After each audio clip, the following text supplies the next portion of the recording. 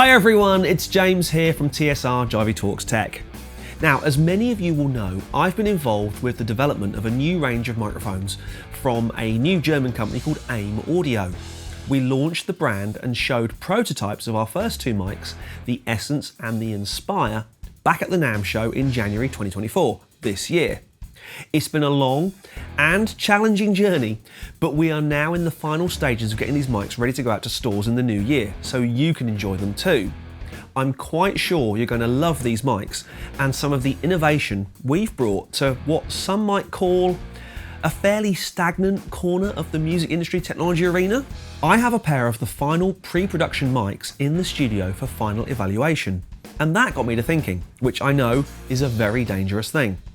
We make a big deal about mics having variable polar patterns, but what do these different patterns actually sound like? And other than changing the field of capture, meaning the width of the physical size of the thing we're recording or reinforcing, why would you use anything other than a standard cardioid pickup pattern? Well, in today's video, we're going to find out why you might want to experiment with your mic's polar pickup patterns.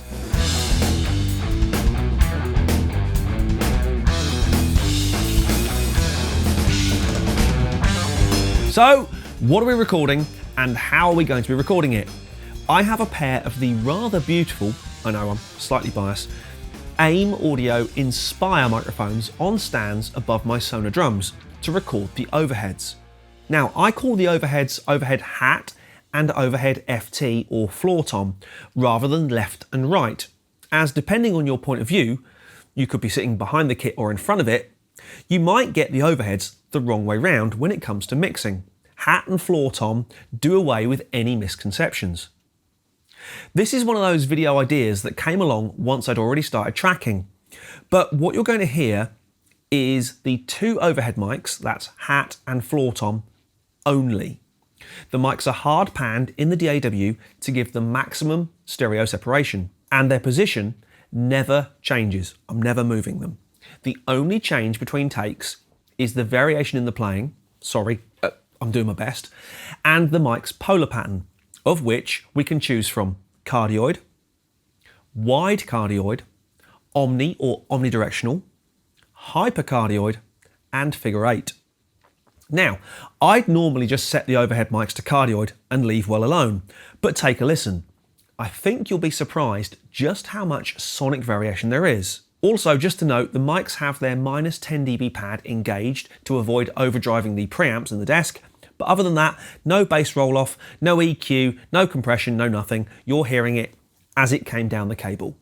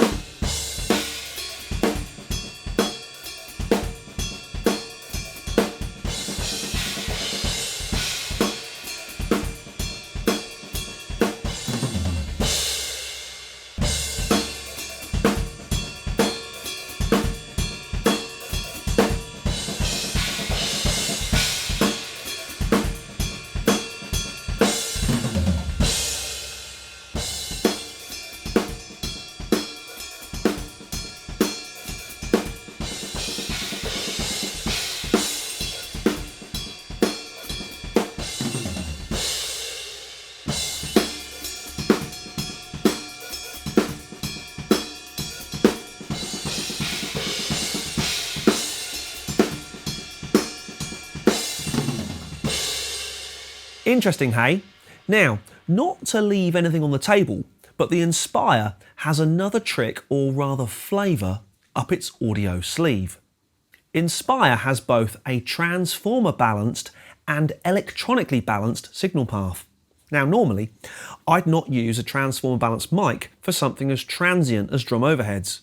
But hey, let's put this option into the soup. We still have the -10 dB pad engaged, and there's still no bass pass or roll off or EQ or anything clever going on in the signal path.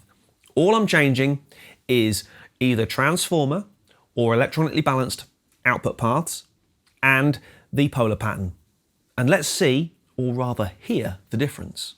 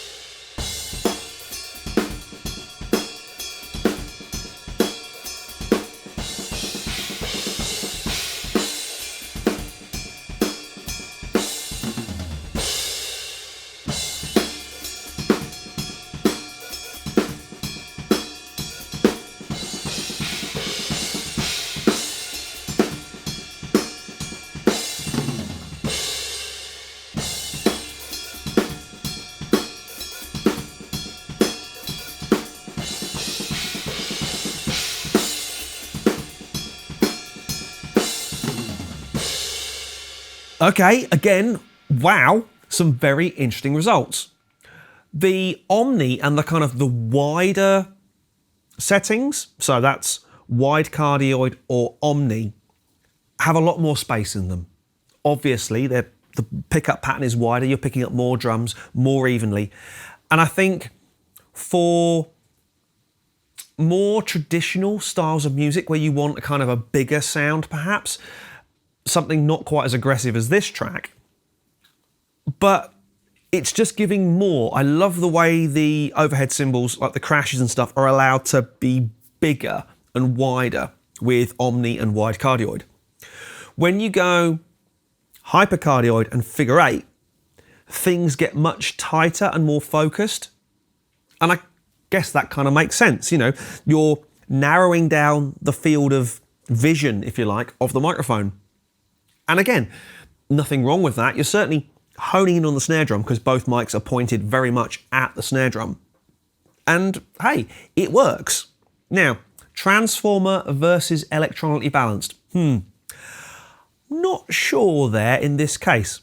As I said before, I normally wouldn't go for a transformer mic for overheads because normally I like it a bit tighter and a bit more crisp and a bit more, you know, a bit brighter, I suppose. And for less aggressive types of music, this kind of transformery, chewy type tone might work better. For a jazz track or something more laid back, it might be great. Soul, jazz, what I'm going to refer to as smoky music. Transformers are great, works really, really well. So that's what I think, but I want to hear what you think down in the comments. Which mic settings worked best for you? Which gave the drums the most character or the most open sound? Did you like the brightness of the electronically balanced path, or did you prefer the chewiness of the transformer balanced output? I really would love to hear from you down there in the comments, please. There's no right or wrong here. There's just personal taste, which is why we designed the mics to give you as many sonic options as possible.